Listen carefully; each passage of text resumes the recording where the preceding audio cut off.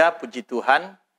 Hari ini kita ada di hari perayaan yang besar, di mana pada hari ini tanggal 4 April 2021, umat Kristen di seluruh dunia merayakan hari kebangkitan Yesus Kristus, di mana pada hari Jumat lalu kita telah melewati peringatan hari kematian Yesus Kristus, dan pada hari ini tanggal 4 April 2021 kita merayakan hari kebangkitan Yesus Kristus yang biasa atau populer dikenal dengan Hari Raya Paskah. Nah, kita akan melihat makna dari kata Paskah. Dalam Alkitab, baik Perjanjian Lama maupun Perjanjian Baru, kata Paskah itu disebutkan sebanyak 80 kali, dan itu ada di 72 ayat. Jadi sangat banyak ayat yang menyebutkan kata Paskah, dan hal ini menarik untuk kita maknai bersama.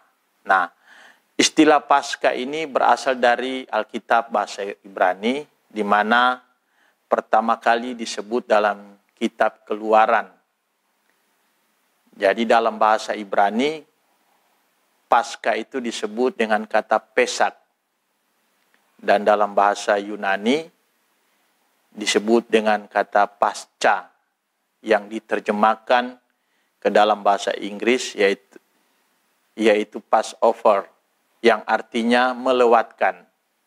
Nah, kata ini diambil dari sebuah peristiwa di mana bangsa Israel keluar dari tanah Mesir yang didahului dengan sebuah tula terakhir, tula ke-10, yaitu pembunuhan anak-anak yang sulung di tanah Mesir.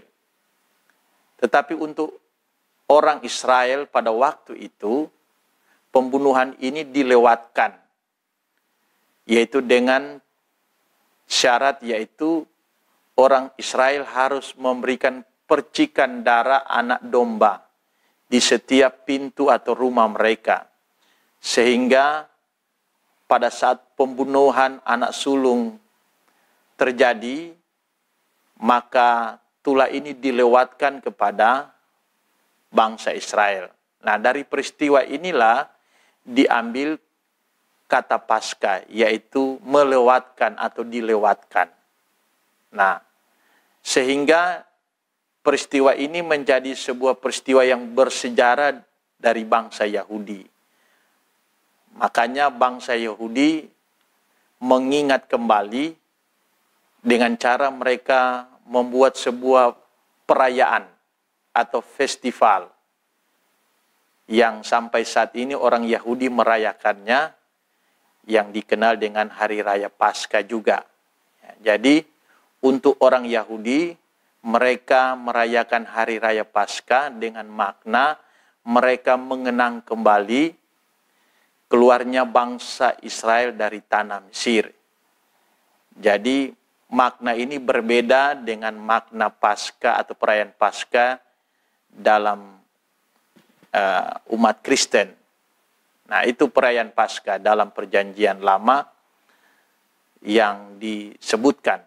Dan untuk Perjanjian Baru, terlebih dalam